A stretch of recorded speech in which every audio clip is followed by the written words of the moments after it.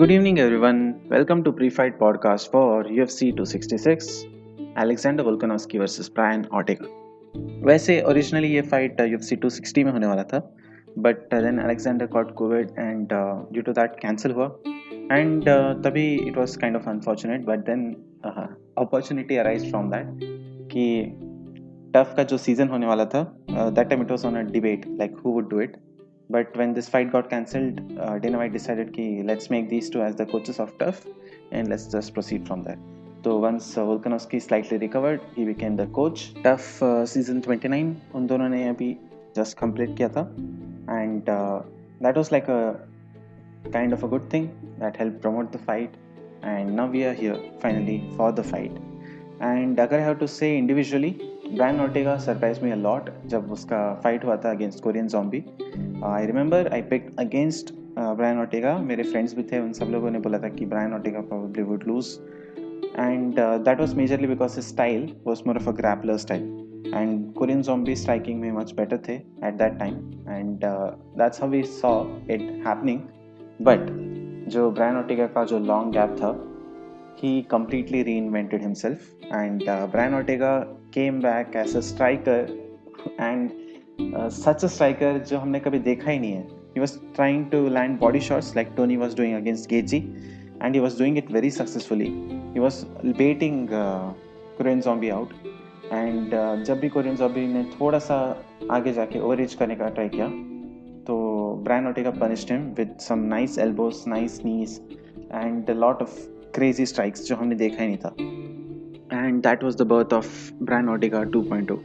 Max Holloway के साथ हारने के बाद सब लोगों ने उनका स्ट्राइकिंग का बहुत मजाक उड़ाया था एंड वो fight was the answer for it and now he is totally reinvented himself. And meanwhile Volkanovski obviously Max Holloway के साथ 2 बार फाइट कर चुके हैं एंड डिसीजन वाइज तो उन्होंने दोनों बार उनको हराया था, which is why he is considered one of the greatest in the featherweight division right now, क्योंकि उन्होंने ऑल्डो को हराया है, उन्होंने हॉलोवे को हराया है एंड चैड मेंडेस को हराया था बहुत टाइम पहले. He has beat the who's who of featherweight division and he has been consistent. And यहाँ पे एक पॉइंट आता है जहाँ पे पीपल ब्रिंग इट अप कि हॉलोवे को वोल्कानोव्स्की ने बहुत कन्वीनियंटली हरा दिया था फर्स्ट टाइम पे. सेकेंड टाइम पे भी he did well. Meanwhile Ortega was very badly dominated by Holloway. So does this mean Volkanovski is better than Ortega? And it's like a open question. Somewhere लोग इस पे इतना trust करते हैं कि they think Ortega may not be able to win, but MMA maths don't work like we already know. तो यहाँ पे कुछ भी हो सकता है. ऑर्टेगा जीत सकते हैं, ऑर्टेगा का हाइट ज़्यादा है, साइज एडवांटेज तो होगा ही एंड जुजुत्सु वाइज तो ऑब्वियसली ऑर्टेगा मच बेटर है एंड प्रॉबेबली ग्राउंड में अगर लेकर गए वोल्कानोव्स्की तो वहाँ पे ऑर्टेगा थोड़ा ज़्यादा डोमिनेट कर सके. क्लिंचेस में Volkanovski has been dominate against Holloway and Aldo के अगेंस्ट भी वो बहुत अच्छा फाइट कर रहे थे, but Ortega may be a little stronger in clinches obviously jujutsu wise and उनका साइज एडवांटेज जो है वहाँ पे शो कर सकता है. एंड इन जनरल जो न्यू ऑर्टेगा का स्ट्राइकिंग स्टाइल है दैट्स वेरी अनप्रेडिक्टेबल. उन्होंने बहुत सारे ऐसे एग्जीक्यूशंस किए थे जो हमने देखा नहीं था and since then he has got a big training camp to prepare only for Volkanovski. तो देयर इज़ अ चांस कि हमें ऑर्टेगा वापस सरप्राइज करें. And if I have to say striking wise Volkanovski I think is better, but Ortega surprise करे तो anything can happen. तो individually it's not something Volkanovski can be credited on. Striking probably is the only part जहाँ पे हम बोल सकें कि Volkanovski can dominate, but it's the mix of everything which is what is finally important and I think Volkanovski वो बहुत अच्छे से करते हैं. जहाँ पे ग्रैपलिंग नेसेसरी होता है उन्होंने ग्रैपलिंग किया था, हॉलोवे को नीचे लेकर गए थे एंड जहाँ पे भी स्ट्राइकिंग नेसेसरी था उन्होंने स्ट्राइकिंग भी किया था. लाइक फर्स्ट मैच में हॉलोवे को जैसे उन्होंने लेग किक से ब्लॉक करके रखा था. एंड उनका जो टीम है सिटी किक बॉक्सिंग का, that is somewhere his strength. उनका जो कोच है यूजीन बैरमैन एंड उनके जो बाकी कोचेस हैं, ये सब उनको right advisers at the right time देते हैं एंड वो परफेक्टली एग्जीक्यूट करते हैं. That's where strength of Alexander Volkanovski lies. उनका entire team is why he is a champion right now. Meanwhile Ortega के कोचेस उन्होंने उसको इतना अच्छे से रीइन्वेंट करवाया, that is itself a great thing. And usually fighters में देखा नहीं जाता, उनका एक स्टाइल होता है तो वो वहीं पे टिकते हैं। तो somewhere props to Ortega, props to his team कि उन्होंने इतना चेंजेस उसके अंदर लाया।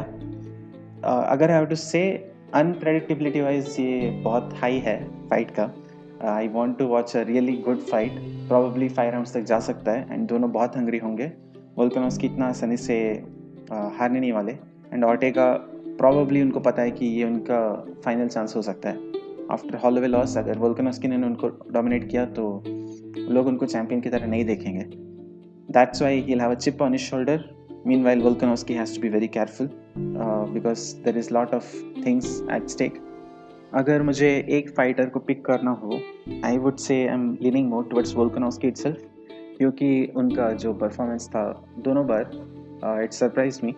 एंड मैंने सोचा था कि सेकेंड हॉलोवे फाइट में तो definitely Holloway will just roll through him, but he showed that he has the skills to adjust, switch, do what is necessary to win, which is something really amazing as a champion.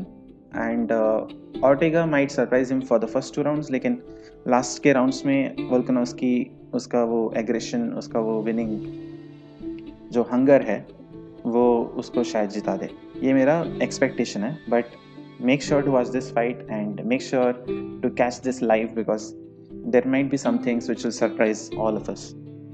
इसके अलावा we also have co main event में Valentina Shevchenko versus Lauren Murphy. Valentina Shevchenko के बारे में तो हमने पहले बोला ही है, she is a champ and she is a really dominant one, probably women's greatest fighters of all time में वो नंबर 2, नंबर 3 में आएंगी। First obviously being Amanda Nunes, but वो भी बहुत टाइट कॉम्पिटिशन है, अगर वापस दोनों फाइट करें तो आई don't know who will win. Meanwhile उनकी जो ओपोनेंट है लॉरेन मर्फी, उनका रिकॉर्ड अगर हम देखें तो वो यूएफसी में काफ़ी टाइम से हैं, 2014 से, एंड उनका डेब्यू उतना अच्छा नहीं हुआ था। She lost to Sara McMann and in fact काफ़ी लॉसेस हुए थे initially. She lost to Katlyn Chookagian, Liz Carmouche etcetera. And उसके बाद से अराउंड 2018-2019 अराउंड उन्होंने थोड़ा सा अपना फाइट स्टाइल इम्प्रूव किया and she has not lost any fight since. उन्होंने कंटिन्यूस अभी 5 विन्स लिए हैं and she is on a 5 fight win streak.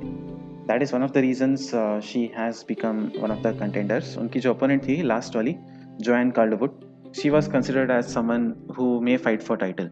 In fact एक बार बुक हो गया था Valentina Shevchenko versus Joanne Calderwood, but fight फिर बेसिकली शेवचेंको के इंजुरी की वजह से कैंसिल हुआ था and eventually John Calderwood lost.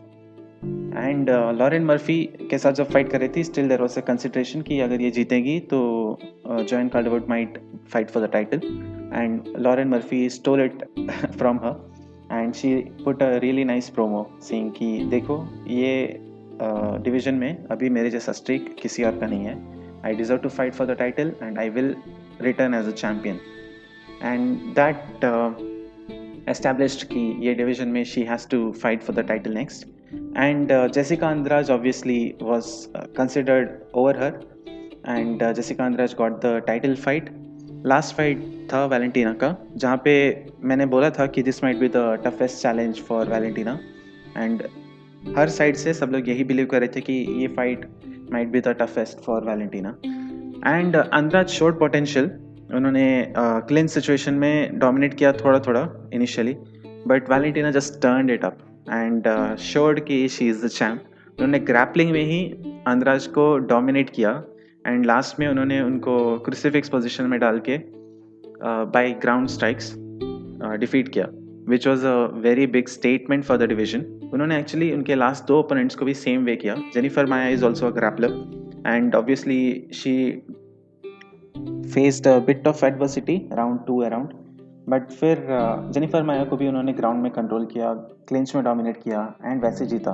And this is a shift which you are seeing in Valentina style.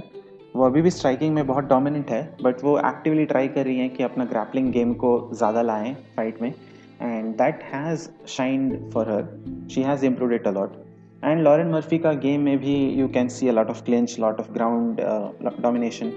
She does good striking also, but उनका major जो advantage है it would be coming from the ground.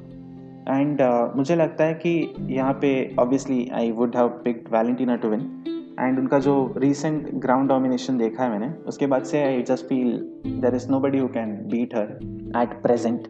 And Lauren Murphy might also be one of the victims against Valentina. I think I would pick Valentina everywhere, but Lauren Murphy does hold some potential when it goes to the ground in the clinches, etc. Let's see how fun this fight is, but mera pick officially is Valentina. And finally, we have reached the talking point of this card, and that is return of Nick Diaz. This fight is special in its own way, and it's all thanks to Nick Diaz being Nick Diaz. हमने Anderson सिल्वा के against देखा था Nick Diaz को last. That was on 2015 I believe, UFC 183, जहाँ पे Diaz lost, but then Silva popped for something, and that was changed to a no contest. For the same fight, Nick Diaz को भी marijuana related कुछ issues हुआ था USADA के side से. Although now it's legalized, वो time पे it was something which was banned. And जब उसको पूछा कि did you consume it before the fight and ऐसा questions, तो he just said Fifth Amendment and answer नहीं दिया basically.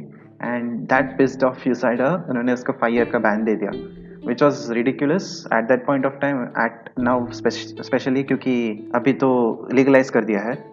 तो somewhere that affected him, and his ban officially got lifted on 2020 sometime. Masvidal versus Diaz जब हुआ था उसके बाद roughly वो रिलीव हुए थे.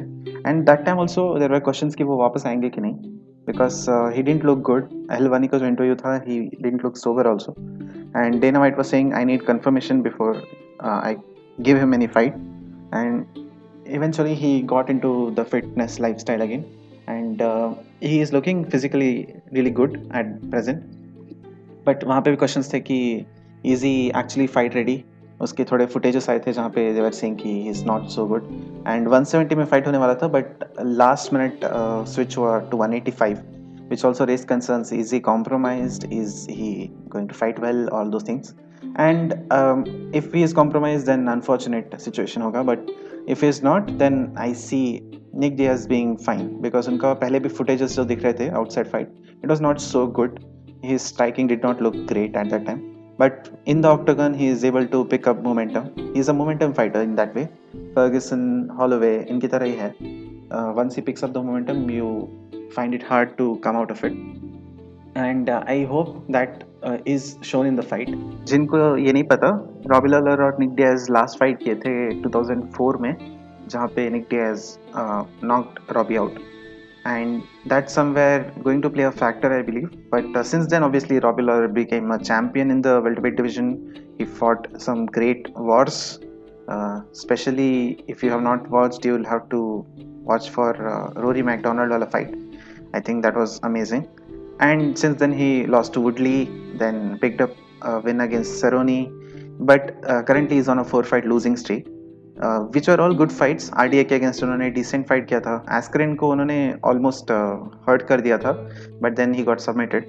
कोल्बी के against it was just outmatched fight. Colby just dominated him.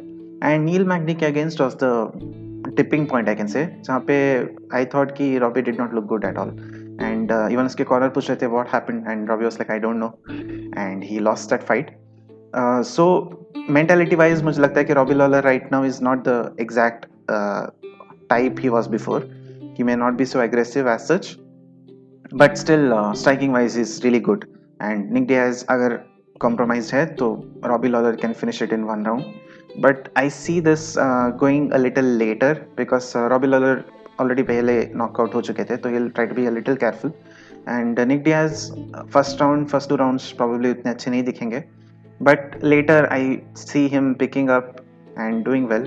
अगर ground पे गया तो obviously Nick Diaz is good on the ground. He's a BJJ black belt and a legit one at that. So I think there it is covered. वहाँ पे he will show his aggression obviously. We'll see how this fight goes. I want this fight to be a very good fight. अगर 5 rounds भी गया तो I want it to be like a fight which they both like. They can hug it out and they can move forward. This fight I hope stands out. It's a 5 round fight. Obviously ऐसे ज़्यादा नहीं होता. Last हुआ था Nate Diaz versus Leon Edwards में, जहाँ पे it's not a title fight but it's a 5 rounder. So I hope this lives up to that expectation. इसके अलावा we have Curtis Blaydes versus Jairzinho Rozenstruik. I would say यहाँ पे it's a striker versus grappler types of situation.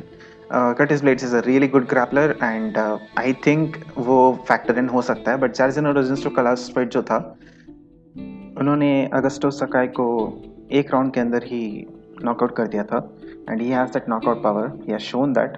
Francis के against भी वो ऐसे हारे, लेकिन he was looking to knock out Francis, तो that's something props to him. Curtis का ऑब्वियसली लास्ट लॉस बहुत बुरी तरह से उनको अफेक्ट कर रहा होगा. डेरिक लिविस के अगेंस्ट जो हारे थे, फ्रांसिस के अगेंस्ट भी वो नॉकआउट हुए थे, तो that's something which will way in heavy on him. But अगर कर्टिस ने फाइट ग्राउंड पे लेकर डोमिनेट किया, देन इट्स वेरी क्लियर कि he will dominate the fight. But first round में नॉकआउट हो गए, तो unfortunately that is how it would B. It will be a fun fight. I think it will be a clear one dominant fight. ऐसा नहीं होगा कि ये 3 rounds तक गया and it is a war as such. Whoever dominates in the round 1 probably wins the fight. इसके अलावा we have Jessica Andrade versus Cynthia Calvillo. Jessica, like I said before, उन्होंने last Valentina के साथ fight किया था, जहाँ पे she looked really dominant, but then Valentina just picked up. And it was a very one-sided fight, जहाँ पे Valentina just broke her. And Cynthia का मीनवाइल अगर मैं बोलूँ तो उनका लास्ट फाइट भी she was not able to win against Katlyn Chookagian, जहाँ पे आई थॉट कि if she wins she may get the title fight next. But she is looking decent in that new weight class, but she has to hustle a lot, and that is where Jessica Andrade is good at, because Jessica Andrade is very explosive. Cynthia का obviously idea होगा कि वो ground पे ले जाए fight को and वहाँ पे dominate करे. She is a grappler, but Andrade is very dangerous. Valentina ने वो दिखाया कि she is the champ for a reason, क्योंकि उन्होंने वहाँ पे उनको डोमिनेट करके हरा दिया. But obviously Andrade ground game को प्रिपेयर करके आई होगी and she will be explosive, she will hurt, she can hurt. So यहाँ पे मुझे लगता है कि Jessica Andrade is a favourite. I think she may win. अगर सिंथिया ने जीता यहाँ से तो props to her and she may clearly be the next contender. तो that would be a interesting fight ranking wise. How it goes, how the fight plays out. Let's hope for a good one. Then also we have Marlon Moraes versus Merab Dvalishvili, which is a really fun fight. Merab Dvalishvili is like Colby Covington of this division, and he is extremely amazing at his takedowns. उनका highest number of takedowns है. And Marlon Moraes meanwhile उनका अभी current record थोड़ा सा खराब जा रहा है. उन्होंने continuous 3 fights lose किए हैं, and that will weigh in on him. Obviously साउडो के साथ हारे थे एंड फिर ऑल्डो के साथ जीते, but it was a controversial one. Aldo got the title shot तो हारे, but there is a gap, my mistake.